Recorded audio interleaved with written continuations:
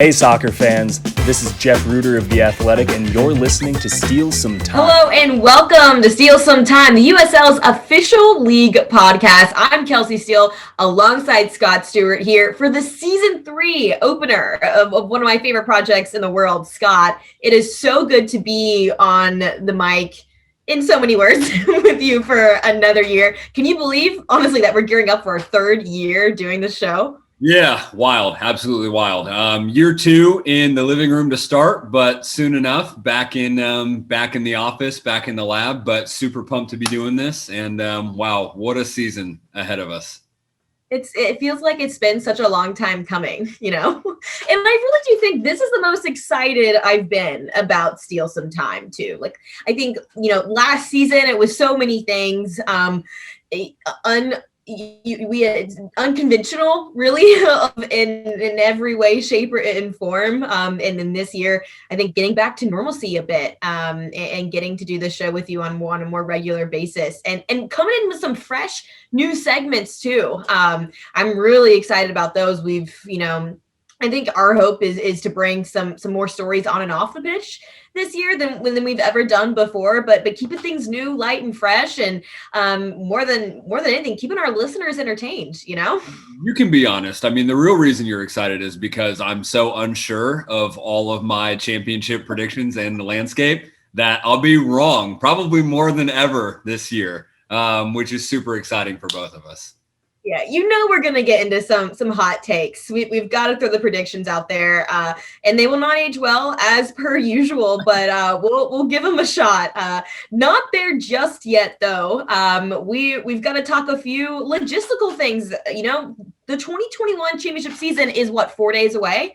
We are so close. 496 regular season games this year. So we're looking at a little bit shorter span, 32 games over 28 weeks, but all on ESPN Plus too. So that access is still there, but this time kind of taking that up a notch, which I think everyone's really excited about, right? 18 regular season games on ESPN Linear, including the first ever for USL League One, which is a big one, right? Greenville and Omaha, a nice little rematch from that League One title game. So a lot, I think, coming across the board this year on ESPN, and getting to put those markets front and center on national television and showcasing some of the beauties that we get with Lynn Family Stadium and of the like. So really excited, I think, for the center stage for a lot of those clubs.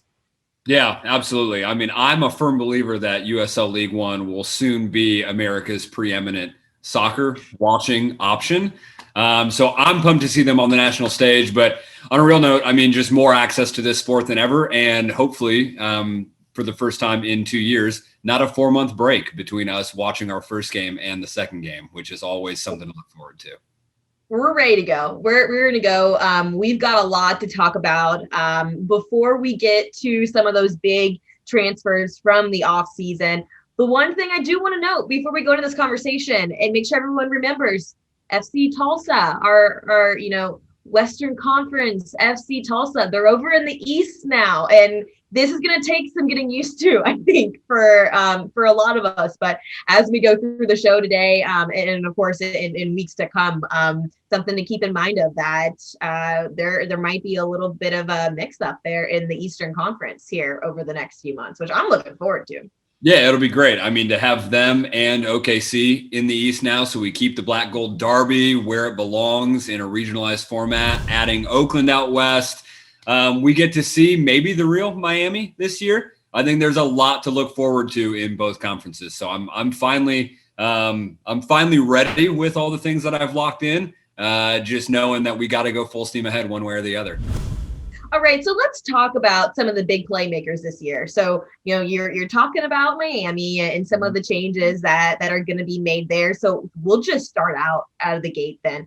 Speedy Williams heading over to the Miami FC from Louisville City FC. Shocking exit, I think, for a lot of people. One that many probably didn't see coming. I mean, this is a staple of that Lou City midfield over the last 4 years. 2020 All-League first team. I think he led the club actually too with minutes played in 2020. So just a real face for that club. But this is also someone, Scott, that's won the USL Championship title 3 times. He's bringing a lot to that Miami FC side. Is that what Miami needs to start kind of getting the wheels turning over there? Yeah, I mean, I think it's probably the best place they could start, if that makes sense. So they've made more offseason acquisitions than maybe any other club in the championship, especially high-profile acquisitions. So Speedy won't be alone, but you talk about one of the most consistent players in the championship over the last 3 to 4 years, it's been Speedy. And his name is not a coincidence. Not only does he have the speed, he's got the stamina, and he's a guy who you can rely on week in and week out to constantly be giving his all, constantly be putting in good performances. I mean, I think that for Miami, one of the things that we just never saw last year was any semblance of consistency. So to have somebody who is really a rock of your team, the foundation of your team, being Speedy Williams, who is so versatile. He can play the 8, he can play the 6, he can move around midfield as you need him. I think he's probably the best place that Miami could have started, and it'll just be interesting to see how he acclimatizes. Miami is not Louisville, and Louisville is not Miami. So a lot of questions ahead for him to answer, but all good things. Well, reuniting with Paco Craig also, like, I think that's a big storyline that needs to be made front and center this year. These are old friends, old teammates. Paco took a year off from the championship, and now he's back, and Paco wins championships. Keep that in mind. Paco is in that same vein. He's never not won a USL championship when he's been in this league. Like that. He's in the same vein as Speedy, right? He's a guy who you can rely on every single week. He's not going to want to miss a single minute of action. And I think what is so pivotal for Miami is they have somebody like Paco in the back. They've already added Paco in an impressive profile of center backs that they're going to be able to build that foundation. And when you talk about the spine of your team and the longevity of that, having Paco in there with Speedy right in front of him, I mean, that is already, you've got 2 incredible pieces to build as part of your foundation. A lot of eyes on Miami this coming season, including ours. I'm really, really excited to see the squad that they've put together over in South Florida. Let's talk about the guy who could possibly be taking Speedy's place over in Jimmy McLaughlin at Louisville City FC. Some background for those of you who might not be so familiar with Jimmy over with FC Cincinnati for 5 years in the USL and MLS spectrum. And I think what's interesting with Jimmy is I think he really struggled to kind of find that role with FC Cincinnati when they transferred over to MLS, hit with some injuries and a torn ACL, a high ankle sprain, really just didn't get, I think, that true chance that he really needed to make a firm at least shot at that starting 11, or at least 15 20 minutes, but he's getting his shot now with Louisville City FC, and you have to wonder, is this a guy that's gonna pick up where he left off when he left USL? 103 appearances, Scott, like 72 starts, 12 goals, 11 assists. He's obviously very comfortable in this league. What do you expect out of Jimmy in Louisville City FC? Yeah, I mean, to be honest, I expect him to follow in the footsteps of other former FC Cincinnati players who have made their way down to Louisville. I mean, Luke Spencer was a huge success. Obviously, Corbin Bone played a very solid and pivotal role for Louisville last year. I think Jimmy's biggest benefit is that not only does he have killer dance moves and some great celebrations, but he is under the tutelage of John Hackworth, who has shown his attacking specialty when it comes to just providing opportunities. So we've seen different players in different roles and Hack be able to get the best out of them. Niall McCabe comes to mind. Obviously, we mentioned Corbin Bone, Antoine Hopino, who was so great for Louisville. I think Jimmy has a great opportunity to follow in that vein. And I think what's going to be great is Jimmy's going to be able to play in a preferred position. So he's going to be a 7 and 11. He's going to be able to really fill the space out wide. And I think that is going to provide a lot of opportunities for whoever else is going to be up front on a Saturday night for Louisville City FC. And I'm looking forward to seeing Jimmy. I hope he brings the sauce again, because he has quite a lot of skill in his bag. And now it's just time to see him in purple instead of blue and orange. And let's not forget that Jimmy and Hack have a lot of history. I mean, they go back, 5-6 years. And it's cool. I think you're seeing a lot of guys now on that Louisville roster that were playing together early on in their careers as they were maturing, and Hack was a part of that process. So I think that's a really cool note. And I think it's also going to be interesting to see how these Louisville fans embrace Jimmy as someone who was a formal rival for just across the river there. So excited to see how that one pans out. But obviously that has to make our top 5 list without question. Easy. And I'll say this, you put the ball in the back of the net, Louisville fans are going to love you no matter what you look like or where you came from. Amen to that. And another guy who's really good at putting the ball in the back of the net, Jerome Rueter, who is making his way over to FC Tulsa from Inter Miami. And didn't necessarily find, I think, his groove with Inter Miami. Had some time with the 2 team in USL League One.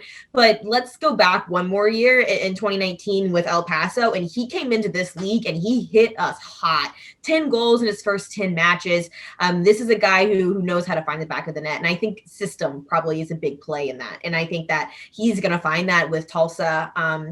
I found an interesting quote earlier when we were looking through some of his articles, is that he really talked openly about how head coach Michael Anison told him on his vision and said, like, this is what we're going to do. I'm going to sell you on this, but also I'm going to sell you on the ownership and why this is a club that you want to be with, not just for a year, but long-term. And here's, the changes that we're making and what the future looks like for us. And I just felt like that alone speaks volumes, right? Like that shows like, okay, this is a club that wants me and wants me to be a part of their future. And sure enough, they get Jerome for a multi-year deal, which is not very popular in the USL Championship space. Yeah, absolutely. I mean, I think Tulsa's got their guy for sure. They've got their number 9. They've got their main man up front. He is somebody who is able to bring a lot of different elements to his game as an attacking threat, which I think Tulsa is going to take advantage of. And maybe not quite as at the same level as like Miami, but Tulsa also made a number of high quality additions that are going to be really sort of the team that fills out around Kiesewetter. And that had to be the biggest selling point, right? When Ensign approached him and had that conversation with him, it was, we believe in the crafts and the ownership and the vision they have for this club. We believe in the players who we've brought in and their ability to produce. We need the final piece of the puzzle. That's you, Jerome. So I'm looking forward to literally having him just fly up the center all year and just watch him just basically take every ball from out wide up the middle. And listen, you can do 10 and 10. I'd be terrified to have to go up against that guy every single week. I'm so excited to see how he fits in with that system over in Tulsa. And obviously there's a lot of wheels churning over there and a lot of big names putting on a Tulsa kit this season. Let's get to our other 2 here, Scott. We can't name this top 5, I think, without putting Jack Blake into this scenario, leaving the Monarchs after 2.5 years, going to San Diego Loyal. This is, I think what's interesting about Jack is he's 25, 26 years old, but brings a ton of experience. I mean, it's interesting when you look at him, you're like, oh, he's a young guy, he's in the prime of his career, but he's also got a lot of experience under his belt. He captained a title winner team in the Monarchs in 2019 against Louisville. He knows what success looks like. And I think he's eager for it after the season that the Monarchs had. And I think he's going to fill a really nice role there in the middle of the midfield and command a lot of that system for Landon Donovan and his side. Yeah, and Jack Blake is like an all systems go type player, right? I mean, he's somebody who, we talk about consistency with Speedy Williams. Jack is very much the same, but Jack is so versatile. He's got great skill on the ball. He's obviously a communicative leader, one of a component that San Diego already has. I mean, they've got guys like Holland Martin who are involved. These are great players, but having that captain experience for Jack, when the offseason hit, I'm sure that a lot of Western Conference teams were hoping that Jack Blake would go back to the East and maybe find himself like in a Tampa Bay so they didn't have to face him week in and week out. Now he's a dead ball specialist who's got a fantastic opportunity in San Diego, who also rebolstered their squad and has a lot of firepower. So he's going to be the key cog in the machine, I think. But I don't think we've ever been more excited for San Diego's 2.0 than we are right now. Hello, Corey Hertzog. It's a really interesting side there. Rubio Rubin's obviously gone. You've got to restructure a few things in place there. Going through some tests here in preseason also. But I think when you look towards the Western Conference and somebody's going to make a lot of noise, it's going to be San Diego Loyal. Absolutely. Number 5, we'll round this out.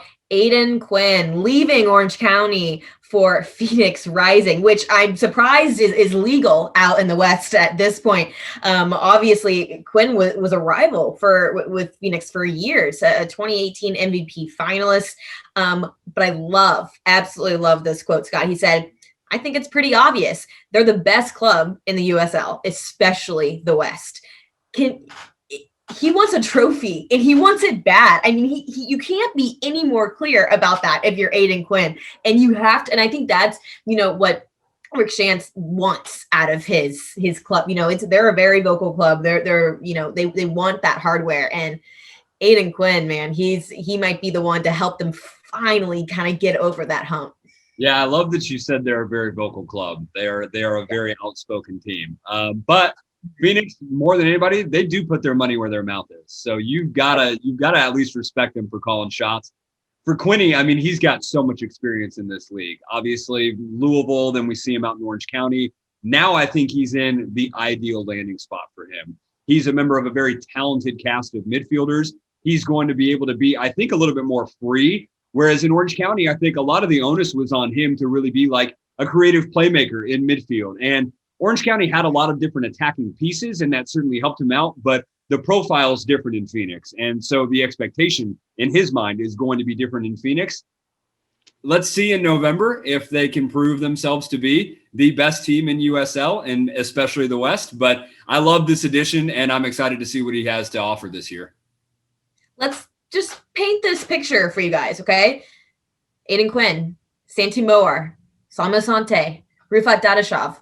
I'm sorry, is anybody else terrified? Because that is a scary attack that Phoenix has built, and they're making that trophy very, very clear. They want one thing, and that's a championship over at Phoenix Rising. So I love that. I'd be interested to see kind of how he fits in that system. If we're going to see more of a box-to-box 8 out of Aidan, or more of a 6, I think that'll be in those first few weeks. Interested to see kind of how he lands there. But our top 5, and you guys, there's so many that we could add to this list. A lot of big movement, a lot of former St. Louis FC players finding some really, really great homes as well. I'm excited, and there's a lot to look forward to here as we look to opening weekend and the first few weeks here in May. Yeah, 100%. I mean, there are countless names who I cannot wait to make a worthy mention throughout season 3 of Steele Some Time this year. I love that. We're going to move into some more positive news. We're shining some praises for some championship players right now, and we're going to do that over for a few former frat bros at LSU. I love this story. Jesse Hamilton worked at a house cook at Phi Gamma Delta at LSU from 1982 to 1986. And apparently she's still in contact with the guys who were at the house during that time, which is just like incredible, and apparently on that onset of the pandemic, one of the frat brothers had called her up and, just checking in how things were going. And she told him, like, hey, I'm still working a few jobs, trying to make ends meet and not even close to retiring. And they were not cool with that. So they got over 900 alumni, LSU alumni, to contribute money to a fund, and they raised over $51,000 for Jessie Hamilton, and not only paid off her new mortgage, but they also gave her a little chunk of change to spare. And I just love that. I think we sometimes need some of that energy in our lives and to give back a bit. And this is such a cool story. And they were saying, she was like a second mother to all of them. And I think that's like the ultimate payback, right? Like, she helped them through college. Is such a weird time for everyone, and she's there for all of that. And they're able to repay her in the highest form possible. So love that one. Had to share. Yeah, it's beautiful. That's why we have community, one. But two, LSU's alumni base is massive. So that's good. I am just very much looking forward to the continuation of the good news story of the week in a time where we need it the most. There's nothing like the build up to the championship season and singing some praise for our friends at Baton Rouge. Perspective. It's everything, right? And we told you guys that we were going to be implementing some fun new content into the show this year. So this next segment's probably going to be one of my new favorites, largely because food talk, it just makes me happy. But we're going to spotlight a new restaurant in a USL market each show. So we're all about supporting local here at Steele sometime. And we took to Twitter this past week, and you guys came back with some heat. So today's feature is going to be on Coney Islander over in Tulsa. So shout out to the Tulsa Lunatics for a great nomination here. As a Cincy girl, I love my chili and my Conies, but let me just paint this picture here for you, Scott. Frito pie. Just let that sit for a second. I have to get out to Tulsa and get one of those. Maybe we can make our rounds, this year or next. But pictures do it justice enough and mouth-watering, to say the least. Yeah, I'm really excited for this segment, mainly so I can just start marking all these places down and probably hitting up some fans around the league and saying like, yeah, just ship that out to Tampa if we can't make it to you. But shout out to the Lunatics, one of the best supporter groups that we have in the championship, and a very solid first recommendation to kick this off. I did a little bit of creeping, Coney Islander. They've got a lot of great offerings: chili cheese conies, Frito pies, chili just across the menu in general. I love it. So, support local, get out there to your local businesses. And we're going to ask for Rex every so often. We got a nice little bank there from our first ask on Twitter last week. So just be sure to keep tabs up on our Twitter pages for a chance to feature your favorite food. And hopefully at some point, Scott and I can get out to them and try them for ourselves selfishly, but also just for the good of the people too. So it does everybody good, honestly. Right. Exactly. All right, guys. Well, we're going to take a quick break here. But when we come back, we're going to get into our first interview of the season. The Athletics' Jeff Reuter is going to be joining us. So stick around. We'll be right back. The Athletics' Jeff Reuter joins us now. Jeff, I think I'm going to get you a t-shirt at this point that says "Steele sometimes all-time leader." What do you think? Listen, if anyone challenges me for that title, book me immediately. This needs to be this is like a resume piece for me at this point. Is like, a podcast has kept coming back to the well. Apparently something's going right with what I say, and please book me, please, whatever it takes. Just, I don't know, I'll wear whatever t-shirts. I mean, like this one I am actually very much a fan of, but I'll wear a t-shirt if it comes to my doorstep. I really will. I'm a medium, so there you go. I'm a medium. Just calling the shot. No, it's good to be back. Genuinely, it's been too long. It just feels good to like talk soccer.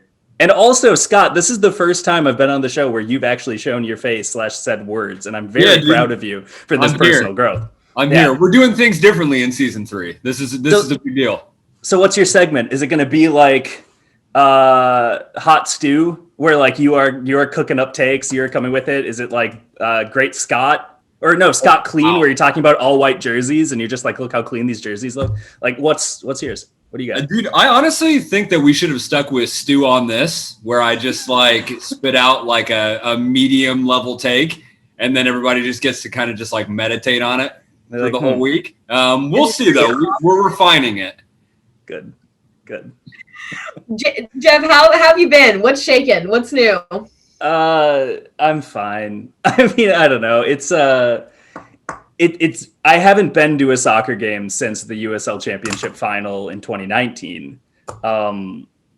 It's a long time, and I feel like it's interesting. This is way too like, where's Jeff's brain at right now? But it is very difficult to just be like on your sofa or at your desk, and that is your only interaction with the sport. And yeah, you've got Zooms, you've got phone calls, whatever, but everyone has some form of Zoom fatigue, and phone calls are always sort of you don't know if you have 100% of their attention. So the interviews have been strange.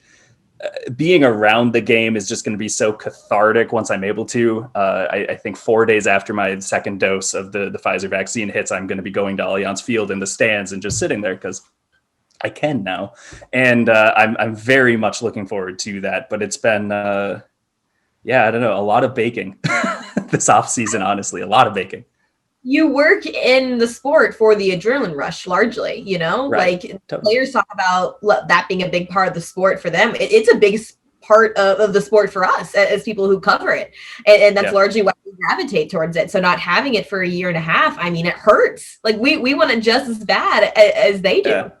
I found that I had to stop watching European soccer. And they all call it soccer in Europe, so I'm just going to keep calling it soccer. But like for whatever reason, it was just like, it was too similar to what I had just gone through. And it was like someone had just turned on a fire hose from the month of July until December between like the USL and Major League Soccer and covering both leagues at a macro level. It was just so much to be watching that at a certain point, I just needed to like flip that off. And maybe part of that, flip that switch, I should say, not flip that off.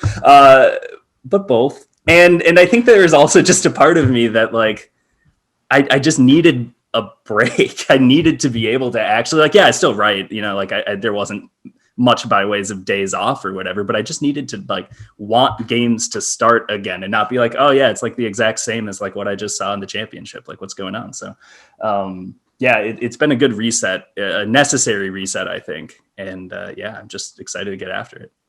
We're incorporating a new theme in our interview segments this year, just because 2020 was just so nuts, right? And so unexpected. And you mentioned baking. So I was going to ask you, how did you keep yourself busy during quarantine? Like, did you pick up any hobbies, skills? Did you like binge The Circle? Like how are you a better person now, Jeff? How am I a better person? Is anyone a better person? I think that, I got a bike trainer. That was crucial to me because then as I would be watching, I mean, like I burned through the new Animaniacs in like 2 nights, but like as I was sitting there watching it, I would be like, yeah, there you go. Here's your like hard, serious, classic sports writer talking about the Animaniacs on the sports podcast.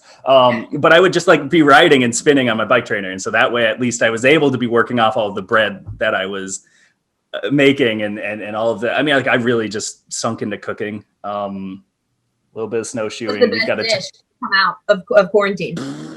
Best dish. I mean, like I have perfected chicken wings, and that sounds like something where it's like not a great flex, but it is so difficult to have it where it's actually like you have to chew through something, but it's still tender and juicy on the inside. And then whether it's dry rub or sauced, whatever. So I've been able to figure out the perfect way to do that. And so I think I'll win some friends over when I can meet people again. Other than that, baguettes. I mean, like I've just been, I don't know, like it's just been like a lot. I haven't necessarily done a great job at documenting all this and keeping track of like this recipe went well, this one didn't. I just kind of keep trying. I don't post a ton on Instagram either.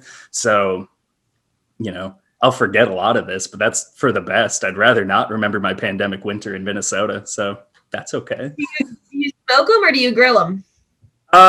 Bake them actually. Yeah, you can oven bake them, and it's just like some baking powder to help get the texture right on the outside, and then whatever dry rub you want, salt, pepper, garlic salt. I have a couple of special seasoning blends that I've come up with over time, and then you bake them, you flip them halfway through, and then I know what else have I been doing? I haven't watched soccer. Like no, this is good quality content. Why people come to Steele some time to hear about how soon to flip the wings on the pan in the oven. That's your whole demographic right there, honestly. I mean, I can talk about food on the show for an hour and a half. Everyone knows that. But we've got some championship takes to talk about, Jeff Reuter. So we're going to put you on blast because it's what we do. And I want to come out of the gate here with just some fire. So right off the bat here, who's your MVP pick? I am gonna go with Bruno Lapa this year. Okay. Yeah, I like a lot of. So when I vote MVP, I'm not necessarily just saying who's your Golden Boot winner. And I know that there are a lot of voters who will conflate the two, and I completely understand why, because it's the quickest way to do this. But I do think that there's something to be said about, yes, creating your own chances, but also creating the chances for others that help get your team across the board. So I do actually put an outsized value on assists as I'm voting for an MVP. And of course, like I am not shy. I voted a goalkeeper for MVP, I think 2 years ago. Or a defender. It was one or the other. Like I am all over the place with my ballot, so I'm the worst person to ask. But I like Bruno Lapa. I thought that he had a really strong season last year. I think that with a full season, that will help. The goal scorers are there around him. I think that Birmingham, the defense is better as well. And so I think that they'll have more time on the ball. They will be able to control the game. I think that they do truly facilitate through Lapa, which goes to his favor. It's not where he's one of three, or as is often the case in the Eastern Conference, both wingers are being asked to do a lot of the facilitation as well, which kind of splits the difference, especially if you think of a term like a Louisville or an Indy 11. By and large, that's where the creation goes, but they are truly going centrally, which makes it easier to confidently say that, I guess, in regards to him. But I think that Birmingham is set up for a strong third season this season. And so when in doubt, choose the most important player to a team that's pretty good. How I like to pick it. Not the name of the game for the MVP? It should be. And then sometimes it's just the Golden Boot gets a second trophy because one's not enough. I don't know. But yep. All right. So speaking what about you? I feel like you should say some stuff too. We talked about it already, Jeff. Okay, that's fine. That's fine. You'll have to listen to the show. I will have to listen to the show. Is this the show that has been recorded but not released? And so I'm just sitting here like, yeah, great episode, great take. Excellent. Yeah, don't put us on blast here. The people cannot know the process, Jeff. Okay, trust the process. You're right. Anyways, Golden Boot. Rufat Dadashov, who does not play with Bruno Lapa, but I think it's just remarkable that with how much talent Phoenix continues to put together and how they truly get too deep at some positions. They're like 3 deep at several positions where you're just like, okay, like you're good. You'll be fine. And injury won't derail your season. I trust you. But I do think it was interesting to see last year that even with Junior Flemings and Solomon Asante there, so much of it still did go through Dadashov throughout the season. And so many, just chances being created around him, the attack facilitating toward him. Adam John was very similar in 2019 as well. So I think that system that Rick Chance has will continue to create those chances for strikers. And I think that he is also a pretty safe bet to be in that spot. I would say that Sebastian Guinzotti also would have a pretty good shot, depending if Juan Tejada comes back into form. If he doesn't, that's frankly better for Guinzotti in terms of trying to get a Golden Boot. But if it is like a true 2-striker setup, it may take away a few different goals from him. But I think at this point, when in doubt, just kind of choose the striker at Phoenix, and you've got a pretty good chance if history serves. The odds are in your favor. Right. Yeah. So that's who I'm going with. And I liked your pick earlier as well. I thought that was a really strong selection that your listeners will respond kindly to. So I appreciate the love, Jeff. You are just too kind. Gotcha. We're gonna keep this moving. Okay. Other end of the pitch, Golden Glove. Yeah. All right.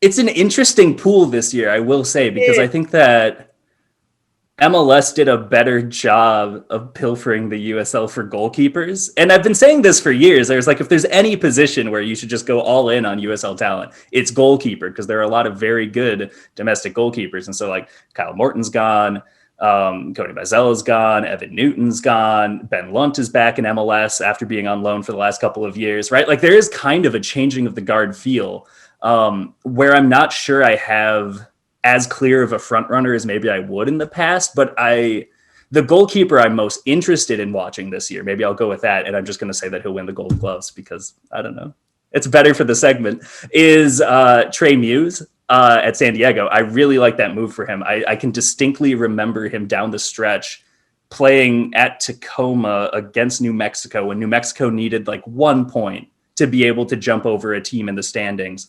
And he just made save after save after save. And the defense was porous, let's be honest. In New Mexico, the entire time, it was just get the ball to Sandoval, keep going, get it to Van Frater, Chris Whean just sending in all these crosses. These are current and former players of New Mexico United that I'm just going to name to prove that I remember that season.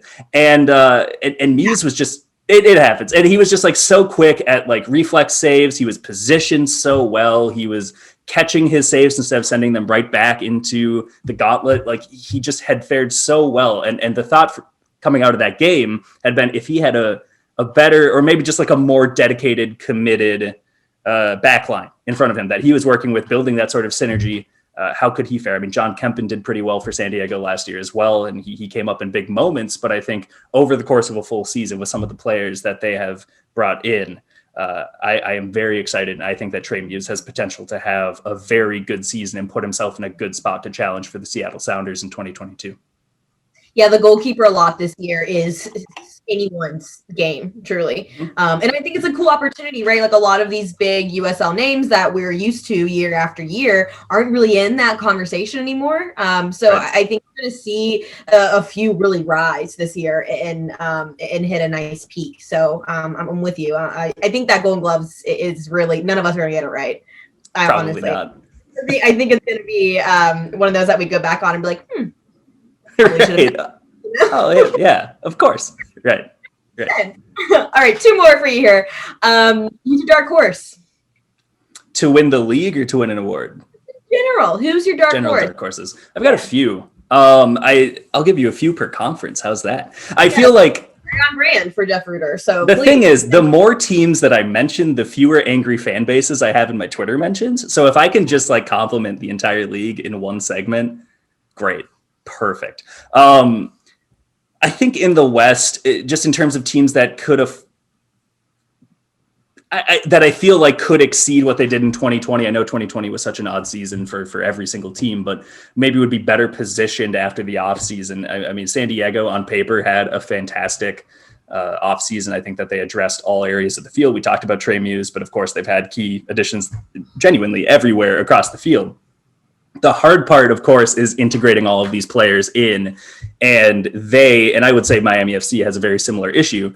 They didn't really get a good season to understand what their core would be moving from year one to year two. They didn't get a really kind of authentic representation of what you can expect from a lot of these players. So I think that there's been a lot of leaps of faith, both in terms of the players who have been retained as well as the players who have been moved on to other clubs or just are no longer part of their team. So I think that San Diego could make a major leap this year. I think that San Antonio could afford to fare better. If you're talking about postseason performance, that has always been, the question has never been if San Antonio FC has the talent. They always have had a good roster. They do spend on it. The hard part is that whether it's Alan Marcina or the coaches before him, they struggled in the postseason. Last year, it was against New Mexico. Years past, it's been an open question for a long time. They've lost Christian Pirano. Is Jose Gallegos going to be able to step up? Is he still going to be there, right? And then Leo Torres, is he able to get some minutes in the attack to make sure you don't miss him? I think that they could have... if they are able to play up to their level, that would imply that they would be among the final four teams in the Western Conference. And then in the East, Charleston Battery, I feel like are set up to be maybe a more serious challenger than people are giving them credit for. I think that FC Tulsa, I almost said the dead name, FC Tulsa is also set up to be potentially strong. I know that getting Jerome Kiesewetter back into the USL, it could go one of two ways, because he was so electric for El Paso, because he was really pushing to earn a chance in MLS. He didn't really get a fair shake in MLS. He was mostly at Fort Lauderdale CF for the majority of the season instead of Inter Miami. And so if he is seeing this again as a prove it season, he could be a dark horse for Golden Boot as well. Or maybe there's a slight regression, but I think that if you do get a version of him that is close to as motivated and consistent as he was with Locomotive in 2019, I think Tulsa's a much better team for it. And then I just think in general, we see so much overturn in Pittsburgh Riverhounds roster every single season. And I think that as we have these conversations about who are the favorites, who are the contenders, everyone says, yeah, well, they lost, 2 years ago it was Joe Greenspan and Canardo. And, you can list all of these players that have come and gone. Steven Dos Santos, you can talk about Robbie Mertz this year and say like, okay, well, they're going to be worse off. But time and time again, Bob Lilley has proved a lot of people wrong with his eye for talent, his development style. I think Danny Griffin could have a huge year in the midfield. So I wouldn't rule out Pittsburgh, but on paper, it is very difficult to make that case and say, among the top 2 or 3 teams in the conference confidently. So I think that they'd just be in that dark horse tier below. I think it's fair because you look at Pittsburgh and there's no super shiny signings, right? Like there's not a lot that you're like, holy crap, like that makes you think, like you've seen with San Diego a lot this offseason. Right. Yeah. But that being said, like you have to, I think any of us can probably go out and say that Bob Boehly is the most consistent coach we have in this league. Yep. Right. Yep. Full stop. And I think we overlook a lot of the shiny signings and not think so much about that route. So I appreciate you for kind of putting us in our place a little bit because I mean I wasn't thinking Riverhounds at all in that space. Right. And it feels disingenuous to mention a team that consistently finishes towards the top of the Eastern Conference as a dark horse, right? But again, it is a factor that is so unique. And I will also say in terms of keeping a broader open mind, if loan restrictions are loosened from MLS to the USL, this will affect some independent clubs, right? But I think it will really impact the MLS 2 teams, which had previously been serious contenders throughout the year, who had relied on some of those kind of tweener players who are yo-yoing between MLS and the USL. Real Monarchs, Red Bulls 2, probably the two best examples of that. Sporting Kansas City 2 is another one. If they are able to get more of those players in, I think that they might start the season slowly because they do still have the same sort of 1 week quarantine mandate if you're going to be coming back to your MLS team. But I do think that if they are able to lessen that safely, it could make those teams even stronger down the home stretch and could be, if not title contenders, thorns in the side for any team that looks and says, oh, great, we got an MLS 2 team. Let's circle that as a dub. Probably not going to be a dub if they have their full complement of players. So I love that. Finish off your list here. Who's going to be there in November? USL Championship Final. Yeah, who are the other 13 teams in each conference? I think that you've seen this offseason the stronger contenders strengthening. And I think that you are starting to see, for the first time in the USL Championship, teams truly start to separate themselves from the pack in terms of talent and consistency, developing a core, coaching ability, what have you, whatever all of those factors are. I think that there really are, to me, 3 teams per conference, look at this, that I would be considering to say could be favorites. So we're going to get through 12 teams in this segment, and I am over the moon. In the West, it starts with Phoenix. It really does. I mean, for all the reasons we talked about with Dadashov, it's just the most talented roster in the USL, bar none. El Paso has made the last 2 conference finals. You knew it was coming. You knew it was coming. Dude, I was going to say, I was literally going to bring it up at the end of the interview. If we did not get an El Paso mention, of course you're getting an El Paso mention. We would really be questioning the longevity of this podcast. I know. Listen, some things are timeless, baby. It's look, I mean, like the question with them has never been if the players meet the system. It has never been in-game management necessarily either. I think that Mark Lowry has done very well with his halftime adjustments. The question is, will they be able to be durable enough to handle an extended season like this? Because last year they were the oldest team in the USL. They didn't have a single player under the age of 25. That's unbelievable to me, which means there are, to be fair, that's a lot of players who are going to be established. They're going to be not so much, you are helping me progress in my career. It's I am here and I'm here to contribute. But you do need some of those players who are going to be hungry, who are going to be pushing the level. I think that they have tried to get younger this year. I think the question then will be injuries. Last year, they were playing a center back and a midfielder at center back down the stretch. So if they can keep players fit, that'll be massive. If they can get a little more creativity, they lost Omar Salgado, so there's going to be some questions as well with the attack, but I would still put them there. And then Sacramento, I think, would be the other team in the West that I'm looking at. I think that they've had a pretty good offseason. I think that they're going to be incredibly motivated coming off of the sideshow stuff that's been going on with the MLS bid falling through and with the NWSL bid now up in question. I think now it's okay, let's put everything back in the USL and let's prove that this club's here for the long haul. Chance creation is going to be a question for me. If they're playing a 4-3-3, I don't see a lot of players who are going to be progressive passers and who are going to be able to work the ball into the final third. But if they can figure that out, or if they just have to bunker and win 1-0, I think that they're equipped for that. But of those 3, I'm going to say Phoenix because it's Phoenix. I don't know. They've just always been there, right? And I know this is going to be a really boring segment because the East is probably going to sound very similar. You've got Tampa, right, returning a lot of the same core, really motivated to be able to get to that final. They were so close to finally playing in a final, and then they couldn't. And I think that there's just that sort of bittersweet all bitter, no sweet, actually sort of end of the season where they're going to be wanting to prove them wrong. Louisville always is in that discussion, deservedly. I think that John Hackworth has done a tremendous job, and Danny Cruz, in establishing that culture. They'll want the stadium to host the final. They're going to be very determined to make that the case. They've got Racing Louisville now in town as well, who's going to be drawing some eyes either to them or away from them, where they're going to be a, hey, don't forget about us. So I think that could be big for them. And then Birmingham, I already talked about Birmingham Legion and how I think that they've had a tremendous offseason. Signing Flemings, of course, will help the attack, but Faniel Kavita is going to help even more, I would say, in defense to just really shore them up in these big games and give them someone who can mark the best strikers in the East. So of those three, I'm just going to say let's run it back to 2018, or let's get Louisville. Let's get Louisville there, and then Phoenix. And I guess I would say Louisville to host, which means they're probably winning the regular season. That's my final. It's boring, but it's a good pick. Strong showing, Jeff. This was a quality appearance for you. This was a good 65, 70 minute shift on week one. Yeah, that bike trader, I told you. It's endurance training. It's being able to get through. I'm glad I actually took notes this time so I could reference something and didn't forget my points.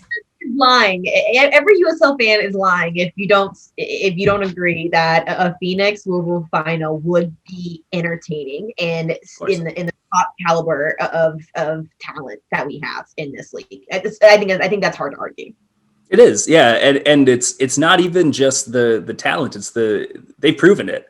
And I think as I'm looking at the teams I've called dark horses, and some of the other teams I've written off among my finalists, they haven't proven it, right? I think that San Diego, it's so tempting to just go all in and say with that offseason, it's a very ideal roster. They didn't make the playoffs last year, right? And part of that was due to difficult circumstances. Most of it, of course, because of 2020 in general, but they still have a step that they could afford to take, or two steps before they're truly seen as that title favorite. I think you look at El Paso, they haven't gotten over that hump. Would they be able to this year? If everyone's healthy at Phoenix, might be an ask too far. I think that there are a lot of these teams where, Birmingham, I think the exact same case, frankly, as San Diego, where it's just you need to be able to progress and build into that. Are there surprises every year? But rarely is it a surprise that's going all the way to the championship final. Usually that's a surprise where you maybe get a semifinal berth and then you move out. So. Wow, Jeff, for being a little wary about your preparation, you came in here and hit it out of the park. Championship coming, soccer's back, a lot to look forward to in 2021. Holistically, what are you looking forward to most about the season?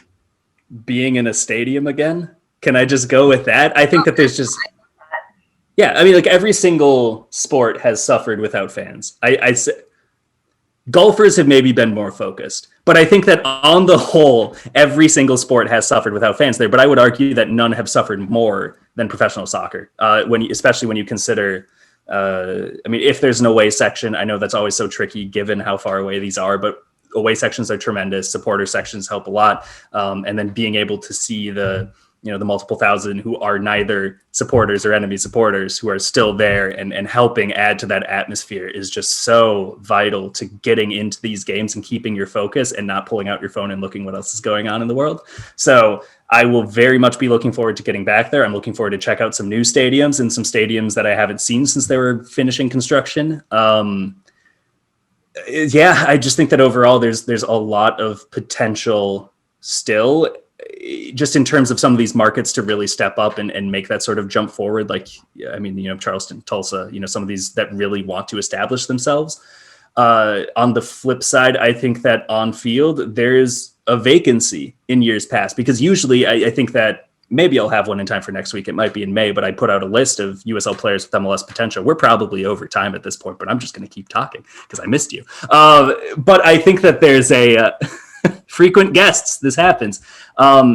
There's a bit of a gap right now. There's a little bit of that vacancy in terms of the young players you're looking at and saying, of course they would be able to kick it. Tyler Pasher finally got his move. The goalkeepers that we talked about moving en masse. I think that you've seen a couple of defensive midfielders finally get their chances as well, where now you need to see that next group of players step up. And I'm always very excited to see who steps into that vacancy, who can be that next Mark Anthony Kaye, that Brian Anunga, Daniel Rios, and really be able to stamp their impact. And so I'm going to be very excited to follow those players as well. if you're listening to this and you're not hyped for what's to come over the next 6-7 months, stop listening. Well, the episode's over, so they can stop listening at this point. No, as always, Jeff, I appreciate your time and your insight, and you have me really motivated and excited. And I think everyone can say the same. We're ready to be at games. We're ready to see games, and just truly looking forward to it. Sounds good. Yeah, and I'm looking forward to the food scene in whatever city. Finally, I can get to. Omaha did not let me down. Louisville did not let me down. St. Louis did not let me down. Bless up to St. Louis. I'm looking forward to it. I really am. Steele sometimes all-time leader, the Athletics, Jeff Reuter. Jeff, thanks for stopping by. As always, such a pleasure. When we come back, we're going to give you our hot takes. Scott and Kelsey's coming back with our predictions for the 2021 season. Welcome back into Steele sometime. Jeff Reuter never fails to make a memorable experience on our show. But for what it's worth, he's got me like gearing up, Scott. I'm feeling ready to see some soccer here. Like, let's just do this thing. He was the hype train that we needed to get going. He was like truly the coal for our train. And now we're here. I'm ready. And he honestly made a lot of really good picks that I think are all inaccurate, but are still really, really good picks at the end of the day. And we're going to go with our picks now. And Scott and I thought we'd have some fun with it this season. So for those of you that are watching the video instead of listening, we still appreciate you, lovely listeners, but we're going to hold ourselves accountable and put up our votes at the same time. That way, you guys know that Scott's not copying me by any means. He's truly thinking for himself. I know we're all concerned. So let's get out of the gate here. You want to go a big one first? USL Championship final and winner? Yeah, let's do it. Okay, 3, 2, 1. Miami, San Diego, your winner, Miami. Yep. I'm going Rowdies, New Mexico, with the Tampa Bay Rowdies winning the crown that they had so coveted in 2020. It'll be theirs in 2021. So I will say, after our conversation with Jeff, I do think I overlooked Tampa Bay quite a bit when we were prepping the show. And I think, like, as I look back on it now, largely because they didn't lose a lot and they didn't bring in a lot. They're largely that same squad that they were in 2020. So I think where I'm at is that good enough when you're meeting some of those sides? Don't overlook Steven Dos Santos as a signing. Yeah. That's the really the biggest one though, right? I'm a lot more disappointed that no one has mentioned New Mexico at all. They have Alex Tambakis in goal. They've got Sam Hamilton. They've got Austin Yearwood. They've got Josh Shuggs. They've got Kalen Reidenbach. They've got Brian Brown, Ilya Illich, and Devin Sandoval up front. Troy Lacine is going to make a monster out of that team this year. It's so hard. It's good, though. Miami, San Diego, tropical. Okay, I respect that. Tampa Bay, New Mexico, not as much, but we still like it. Yeah, here's my quick thing. San Diego's not had a good preseason, and that was very similar to last season. Did not have a great preseason. I think they're a slow burn, and I think they're going to come on when it matters. And Lynn's going to get that team to click at the right moment. So I think they've got a lot in place. They're just working out the kinks right now, and I've got some confidence there. Miami is truly just we're just going to do this, I think that they've got I really like what they've done with that roster. I'm a massive Speedy Williams fan. Speedy welcomed me into his kitchen a few years ago, and I'll never forget that experience. And I feel good about Miami this year. And I just thought everyone can go Tampa Bay and Phoenix any day. I'm going to have some fun in 2021 because there's no rules anymore. We're just out here living. I love it. I'm a big fan. Let's go MVP. 3, 2, 1. Jordan Hamilton of Indy 11. I'm with Jeff Reuter on this, and to prove that this was not a copy, I showed that Jeff Reuter that this was my case. I'll go real quick. I'm not going to say much more than what Jeff said. I think Bruno Lapa is one of the most creative players in the league. He's got plenty of firepower around him to both score and provide in the assist column this year. I just think when we look at it, it's probably going to make the most sense for us. No, I agree. And I really liked Jeff's case. I went Jordan. I think a lot of people kind of forgot that signing happened with Indy 11. And this is a guy that's 24 years old and has probably, top, I don't know, 5-10% of experience in the league as a whole, and is a guy who's known for scoring goals. So I'm hoping he lives up to my hype there. Yeah, 100%. Definitely one of the coolest newcomers to watch, I think. Yeah. Did we go Golden Boot there or MVP? That was MVP. Let's go Golden Boot. Yeah, because I went same for Golden Boot. So I did what Jeff Bates, and I went Jordan Hamilton. I love that. I'm going Big Dev. I think love that. He's got a nice attacking complement, and I think a lot of people would say, okay, they signed Ilya Illich, they signed Brian Brown. Won't that take away from Devin? Devin is a vacuum. That dude is a sweeper. He's just going to knock every single chance, every single rebound right back in. I think there's no better person to have leading the line when you just throw it in the mixer than Devin Sandoval. I hope I really do hope I'm proven wrong. I love that pick. I'm fully behind that, Scott. Love that. Thank you. That might be my only one this year. All right, Golden Glove. Golden Glove. Oh, Sean Lewis. That's a great pick. Yeah. I like Ketterer as well. Also, he's just like one of my favorite people on social media. Like, period. Well, and I went with Logan because I think Jeff brought up something that I very much agree with. The big question for El Paso this year is their durability, right? Like, can they make it a full season the way that they play? Whether they can or not, I think, is not contingent on their defense, but their attack. I think if they sacrifice on one end of the field, it's going to be a lot more likely to be their attack. And I think defensively, they're going to be one of the best teams. Hence why I think Logan's going to end up with the Golden Glove. I love that. And I love him in the net. Sean's just, there's a lot to like. He's coming off the best season in his career. I think he really shined in that Western Conference final last year. And I think what we're going to see, we talked about it earlier, FC Tulsa has just brought on so many keys to their starting 11 and really the squad as a whole. But I think that Sean Lewis is going to match that intensity that FC Tulsa's bringing this year. So I'm excited about that one. Yeah, they're a good pick. I'm with it. All right, last one here, dark horse. I think mine's like pretty self-explanatory. Yeah, Miami. That's solid. Is Sac? Can they be a dark horse? I believe that they can. I think that Jeff. Again, I'm just going to keep going back to Jeff a little bit. I think he brought up a good point in that Sacramento is not quite a fully baked side. I think his concerns on formation, I don't quite share, mainly because I think Sacramento has enough speed up top where even if they had to go long ball, they would still find a way to get it forward. But I think that combined with the guys that are bringing back, they've brought in some good talent. I think Duke Lacroix is going to be somebody who is going to be utilized very well by that system. And then you got guys who have been around that system for a while who very much know how to play. Mitchell Tainer, Kamawasa, Carlton Belmar. Like, you've got good quality names in there. When I was looking at the list of teams, they weren't the one that jumped off the page, which means that they were the one that I'm throwing in the dark horse category.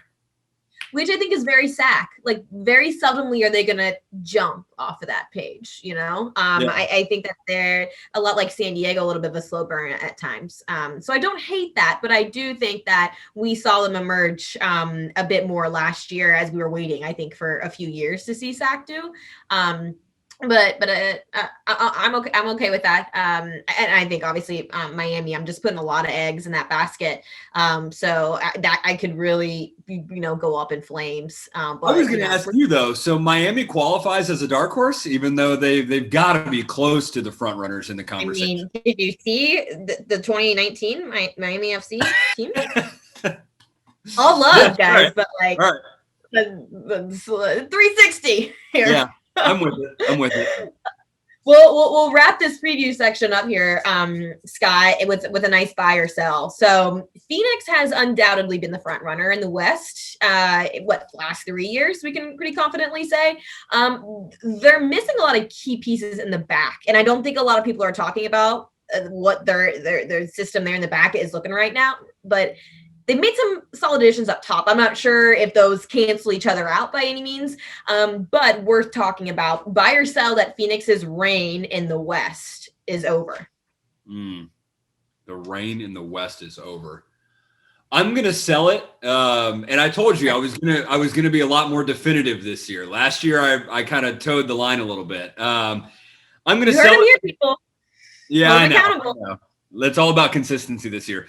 I'm going to sell it mainly because they've brought back enough talent all across the board that I don't think that they're going to be willing to settle for anything less than first.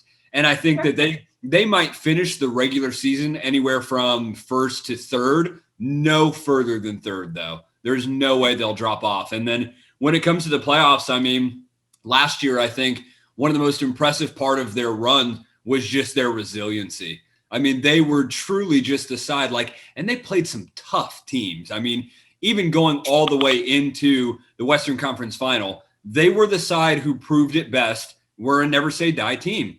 And if that means we have to go 120 minutes and we're literally on our last leg, we've got Zach Lumen in goal. He's going to save some penalties. We've got enough just poise in us as a team and as a system that I think they're going to, if they don't dominate the West this year, they're going to be very, very clear front runners to make it right back to the championship final.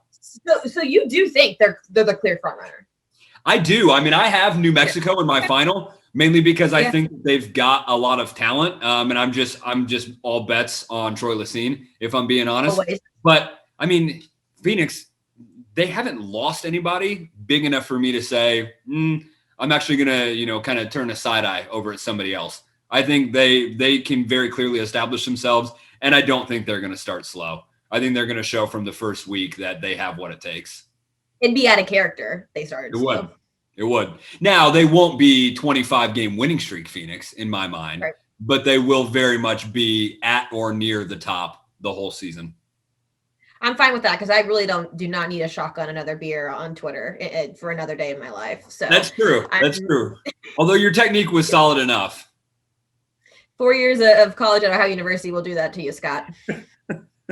Fair. Let's talk a little bit of a social movement this week because we've got a few big ones to talk about.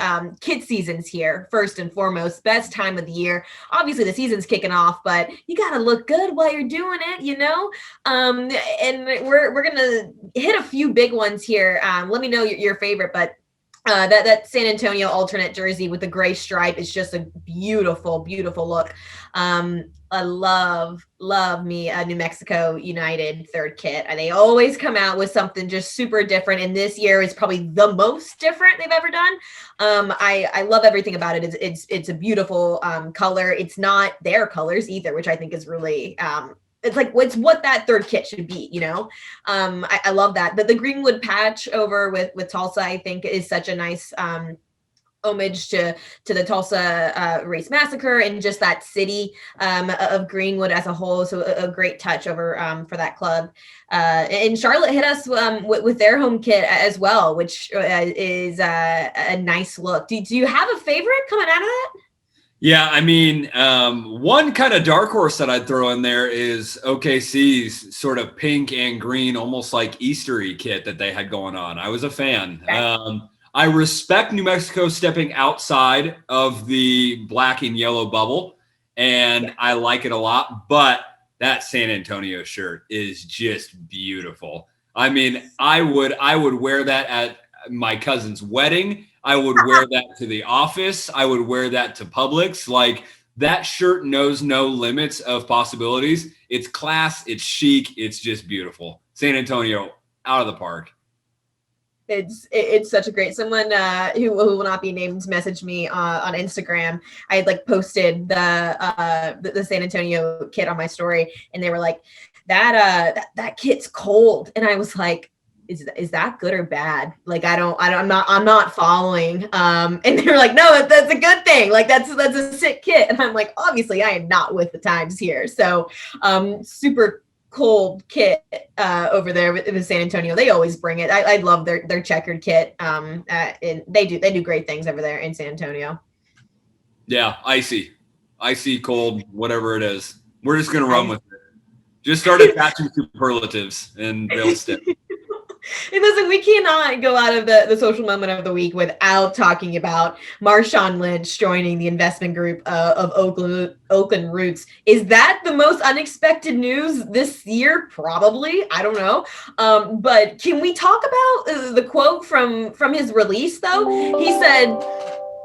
He said, I quote, giving kids in my hometown a pro soccer club and players to look up to and a team that this community and city can get hella excited about was something I had to get down with.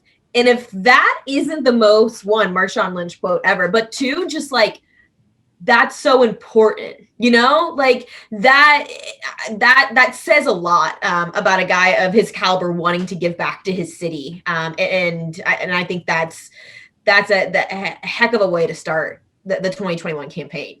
Yeah, I mean, it's awesome. It's just like, if you haven't seen it, go check out the Sports Nation clips with Marshawn. Like, he's one of the funniest guys on the planet. The quotes reflect that very, very well. But he's Oakland's finest. And I think it's just so cool that he saw this opportunity and was like, I think he said, when I saw this, it wasn't like I just wanted to do this. I had to do this. I had to make this opportunity happen because I owe it to my city. I was like, that, no matter who that is, that's going to always resonate with the fans. That it's Marshawn Lynch, wow.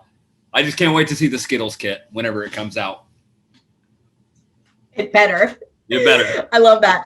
Let's look ahead then. The week ahead, not a ton here, Scott, to talk about in our first week of action. It's kind of interesting, right? That kind of little bit of a delayed ease into the 2021 season. This Saturday, April 24th, we've got a nice 2-game slate, nice and easy. You can watch both of them. Louisville in Atlanta at 7:30, and then OKC in Tulsa, a derby right out of the gate, right? At 8:30 p.m. For me, I think this is two pretty easy choices. I think Lou in Tulsa take both games handily. Let me know if you really disagree there, but I'm excited to see Corbin Bone and Jenny McLaughlin reunited on that Lou City pitch. Yeah, I'm excited to see Louisville. I think they're a fantastic team to showcase to kick things off. I think we all know that they have a very promising season ahead of themselves. My biggest fear is that OKC Tulsa becomes like a 1-1, and we just don't quite get the stutter out of the gate a little bit. But very exciting. So I think Louisville, absolutely.